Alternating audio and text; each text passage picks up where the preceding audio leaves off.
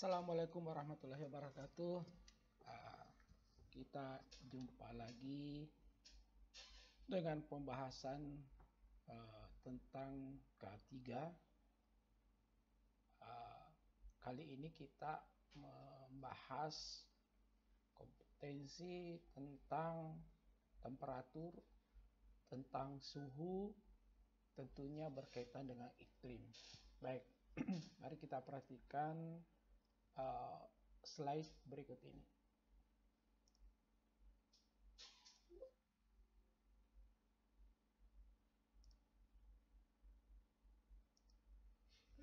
Baik, ketika kita membahas tentang iklim kerja, tentu tidak bisa kita pungkiri bahwa kita akan membahas tentang temperatur, tentang suhu, bagaimana kondisi yang sebenarnya yang harus kita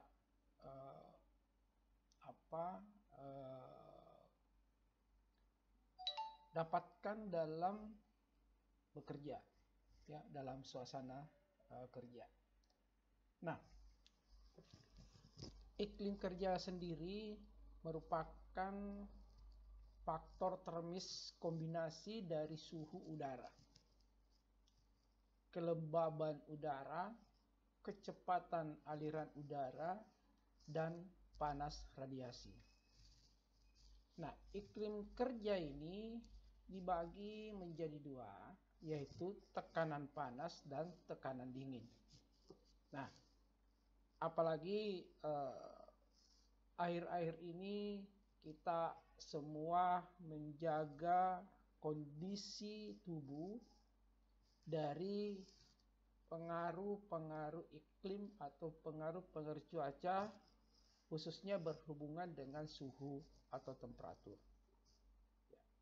Kita di masa pandemi ini kita harus betul-betul yang namanya tekanan panas, tekanan dingin harus betul-betul mendapatkan porsi yang seimbang sehingga kita bisa mendapatkan imun yang tinggi dan mendapatkan suasana kerja yang baik. Baik. Sumber panas dari lingkungan yaitu dibagi menjadi beberapa bagian, yaitu pertama dalam ruangan. Ya, dalam ruangan ini biasanya terdapat mesin produksi. Kemudian sumber panas yang lain adalah di luar ruangan atau luar ruangan. Di sini tentunya radiasi matahari yang langsung diserap oleh pekerja di luar ruangan. Ya. Kemudian ada sumber panas dari fasilitas pabrik. Misalnya hasil uap yang dihasilkan pipa tentu menambah beban panas. Nah, inilah iklim-iklim kerja yang dimaksud. Sumber panas dari lingkungan kerja, ya tadi sudah disebutkan dalam ruangan, ya misalnya mesin produksi dan seterusnya seperti tadi di slide sebelumnya. Nah, panas tubuh manusia diakibatkan oleh beberapa hal. Ya. Pertama, proses panas dalam tubuh yang berasal dari proses metabolisme, kegiatan fisik, makanan, dan penyakit. Nah, ini proses munculnya panas dalam tubuh manusia. Nah, kemudian selanjutnya proses fisika. Ya, proses fisika pertukaran panas. Ya, yang pertama di sini ada yang namanya konduksi. Nah, konduksi ini adalah perpindahan panas melalui kontak. Ya, melalui kontak. Ada namanya proses fisika pertukaran panas ini yang namanya konveksi. Nah, konveksi ini adalah perpindahan panas oleh udara di sekitar sumber panas. Ya. Jadi perpindahan panas oleh udara di sekitar sumber panas. ada namanya evaporasi. Proses perpindahan panas karena menguapnya keringat. Ya. Proses perpindahan panas karena menguapnya keringat. Kemudian ada namanya radiasi.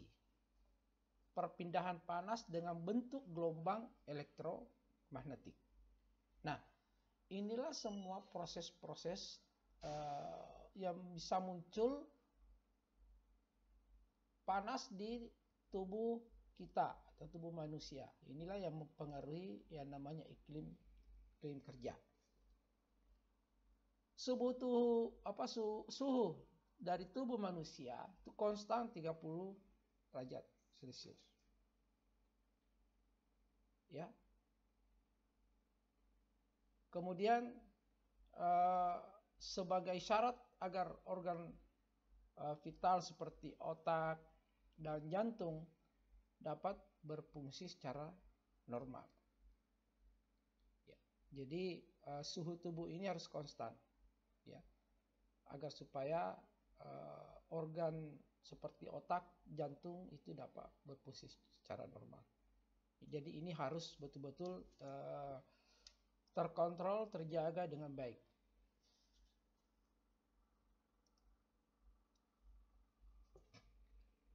Nah, terkadang iklim kerja ini yang pada lingkungan tertentu, pada lingkungan kerja tentunya, itu harus betul-betul terukur. Ya. Di antaranya untuk suhu kering, suhu basah, suhu global, kelembaban relatif, dan kecepatan angin. Nah, ini adalah iklim kerja yang ada pada lingkungan. Suhu kering. Nah, suhu kering ini merupakan pengukuran yang, ya, misalnya termometer yang berisi cairan, ya. Kemudian ada namanya thermocouples, ya. Thermocouples, ada namanya termometer resisten atau resisten termometer. Ini suhu kering. Jadi pengukuran-pengukuran seperti tadi, ya, sebelumnya. Jadi pengukuran iklim kerja pada lingkungan untuk suhu kering, ya, menggunakan termometer yang berisi cairan, thermocouples, termometer resistan. Kemudian untuk suhu global atau suhu radian, nah, ini diukur dengan menggunakan black globe, ya, black globe termometer dengan bola yang berasal dari tembaga. Termometer dicat berwarna hitam untuk menyerap radiasi inframerah. Jadi warna hitam itu menyerap radiasi inframerah. Nah, jenis termometer ini untuk mengukur suhu radian yang paling sering digunakan adalah Vernon Globe termometer yang mendapat rekomendasi dari NIOSH. Ini alat ukurnya, ya. Kemudian ada kelembaban relatif. Nah, kelembaban yang tinggi akan menyebabkan evaporasi menjadi rendah. Nah, alat ini untuk mengukur kelembaban udara. Misalnya hygrometer atau psychrometer yang bersifat direct reading. Nah, ini mempunyai sensitivitas yang rendah, khususnya pada suhu di atas 50 derajat. Dan kelembaban relatifnya di bawah 20%. Ya, untuk kelembaban relatif.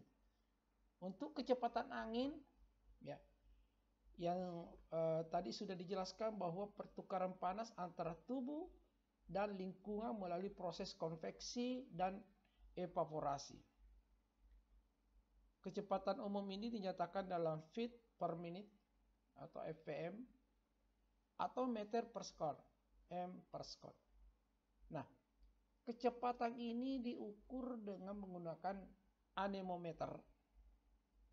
Yang di sini ada dua, yaitu fan anemometer dan termo anemometer.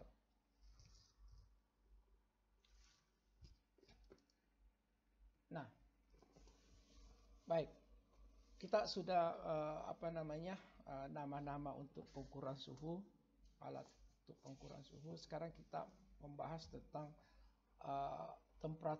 pengukuran temperatur lingkungan. Nah, untuk menentukan suatu area kerja, ada beberapa hal yang harus diperhatikan. Ya.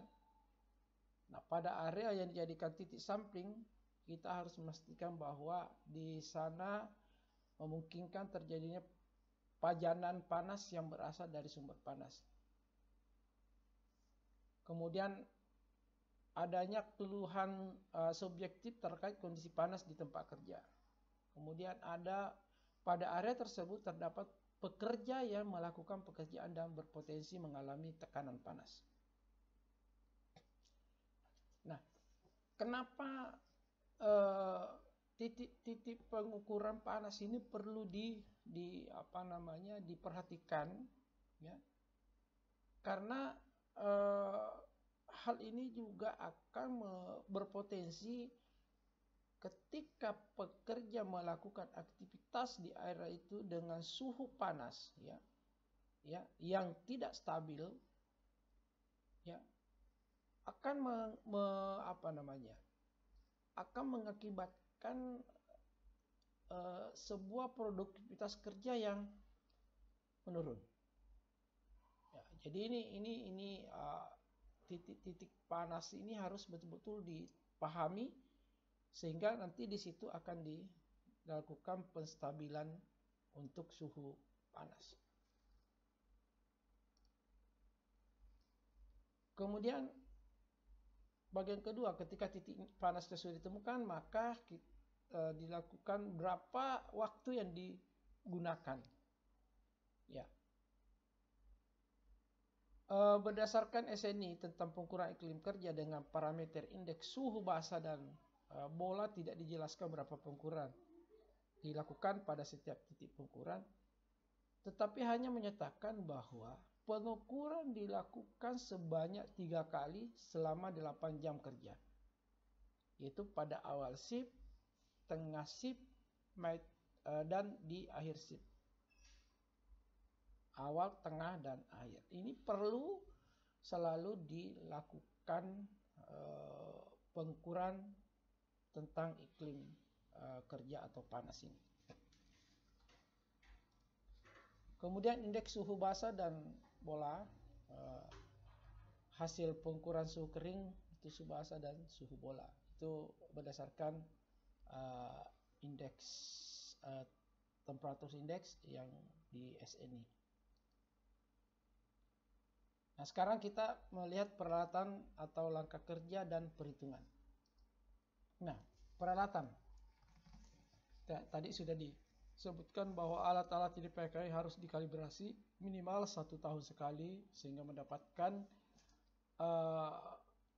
hasil yang maksimal, hasil yang terpercaya, yang valid, sehingga suhu yang diinginkan dalam sebuah lingkungan kerja itu betul-betul mendapatkan suhu yang stabil.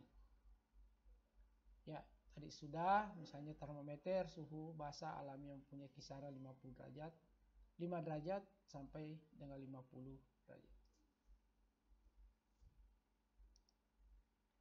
Nah, kemudian ada pun langkah-langkah kerja dalam iklim ini adalah rendam kain kasa putih pada termometer suhu basa dengan air suling. Air suling, air yang sudah dilakukan penyulingan. Ya. Ini semua adalah hal tentang langkah-langkah penggunaan daripada alat-alat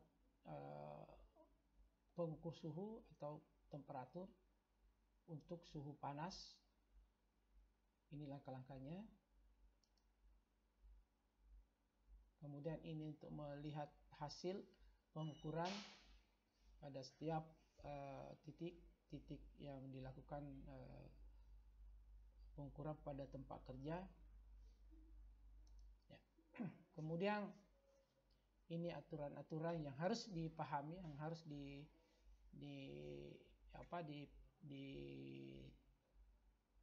dipahami oleh pekerja. Ada namanya nilai ambang batas untuk misalnya yang sudah mendapatkan rekomendasi. Ya, misalnya untuk beban kerja ringan itu 30, misalnya suhu atau faktor yang diperkenankan itu 30 derajat dengan perhitungan kalori 100 sampai 200 per jam. Untuk beban kerja, ya, beban kerja sedang, kalau tadi kerja ringan itu bukan 26,7 derajat dengan kalori lebih besar dari 200 sampai dengan 350. Sedangkan untuk beban kerja berat itu 25 derajat. Ya, jadi suhu yang nilai ambang batas iklim kerjanya berdasarkan ISBB-nya yaitu untuk kerja berat itu hanya 20, karena kalau atau dengan sebanding dengan kalori sebesar atau lebih besar dari 350 sampai 500 per jam. Nah, bagaimana dengan pengukuran pajanan panas pada manusia? Nah, ini perlu dilakukan apabila pekerja itu berisiko terpajan panas yang bekerja berpindah-pindah atau pola pajanan intermittent dengan mengukur perubahan suhu tubuh dan denyut nadi pekerja yang terpajan panas. Ya. Terpajan panas itu misalnya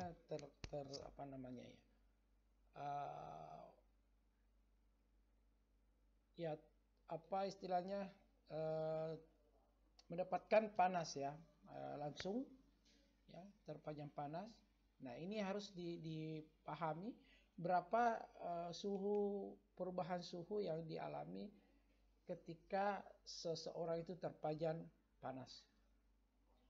Nah, ini untuk alat ukur pajanan panas sendiri itu dilengkapi dengan sensor untuk mendeteksi perubahan suhu tubuh dan denyut nadi yang dipasang. Nah, ingat bahwa suhu tubuh itu tergantung dari beban kerja, ya, tergantung apa sebenarnya produksi kerja yang dihasilkan ini sangat berkaitan dengan perubahan suhu yang akan terjadi pada tubuh. Nah, ini harus mendapat prioritas untuk selalu dilakukan pengontrolan suhu. Nah, ini kadang saya kira alat-alat untuk mengukur suhu pada tubuh itu sudah sering kita lakukan atau sering kita melihat, ya. Nah, kenapa ini harus dilakukan? Ya, karena untuk sekali lagi mendapatkan sebuah kondisi yang stabil. Jadi ada batas nilai ambang batas yang dibutuhkan dibutuhkan tubuh ketika kita melakukan aktivitas kerja, mulai dari kerja ringan, kerja sedang, dan kerja berat. Itu ada semua temperatur atau ada semua suhu badan yang direkomendasikan. Nah, kenapa? Karena ada kalori-kalori yang dikeluarkan di setiap aktivitas kerja. Nah, ini semua adalah tahapan-tahapan ketika kita melakukan menggunakan alat ukur. Nah, di sini ada tahapan hasil pengukuran. Ya, ketika sudah dipahami, sudah ditahu, ya tentu menjadi rekomendasi referensi dari pekerja itu sendiri, ya. Karena ketika kondisi tubuh dipahami, kita bisa mengambil sebuah kebijakan untuk memulai pekerjaan apa yang cocok dengan kondisi tubuh seperti itu. Nah, ini adalah nilai ambang batas iklim kerja yang direkomendasi dari SBB. Ya, ini sendiri ini alat ukurnya, ya. Ini untuk mengukur alat ukur pajanan panas personal. Ya. Nah, ini hanya sebenarnya pengantar dari pemahaman tentang temperatur. Kalau dipahami ini, paling tidak pengetahuan tentang pentingnya memahami suhu dalam bekerja atau iklim kerja, sehingga bisa meminimalisasi atau meminimalisasi kondisi-kondisi yang kemungkinan besar kita sadar atau tidak sadar itu bisa saja terjadi pada diri kita. Dan ini adalah kondisi temperatur atau suhu baik itu suhu lingkungan di mana kita melakukan aktivitas pekerjaan, maupun suhu badan, suhu tubuh yang dihasilkan dari hasil aktivitas kita. Nah, inilah yang perlu kita pahami. Sehingga kenapa pertanyaannya, loh, kenapa mesti ini kita harus ketahui? Nah, konsep K3 ya pada intinya di sini adalah ada dua, keselamatan dan kesehatan. Ini ada dua, semuanya berimplementasi daripada hasil kerja. Ya. Jadi keselamatan, kesehatan bisa diperoleh, keselamatan bisa diperoleh, dan hasil kerja bisa diperoleh secara maksimal ketika semua unsur-unsur di dalam proses aktivitas kita itu bisa kita dapatkan seimbangkan. Makanya kenapa K3 itu sangat penting dipahami. Karena kalau tidak dipahami, banyak hal yang kita langgar. Ketika semuanya kita melanggar dari aturan-aturan K3 itu sendiri, maka akibatnya akan kembali kepada person pribadi kita masing-masing. Ingat, tidak ada orang yang mau sakit. Semua orang mau sehat. Tidak ada orang yang mau terjadi kecelakaan kerja. Tapi juga terjadi kecelakaan kerja. Dan persentase terjadinya kecelakaan kerja yang mengakibatkan juga terjadinya kesakitan ya pada fisik manusia itu karena salah satu diantaranya karena kelalaian dari pekerjaannya sendiri. Kenapa?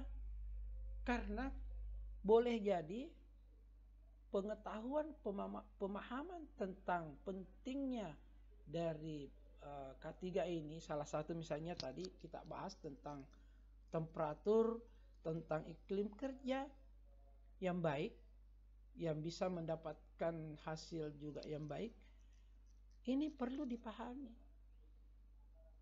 Contoh kecil misalnya, sekarang masa pandemi. Sekarang yang dijaga adalah imun.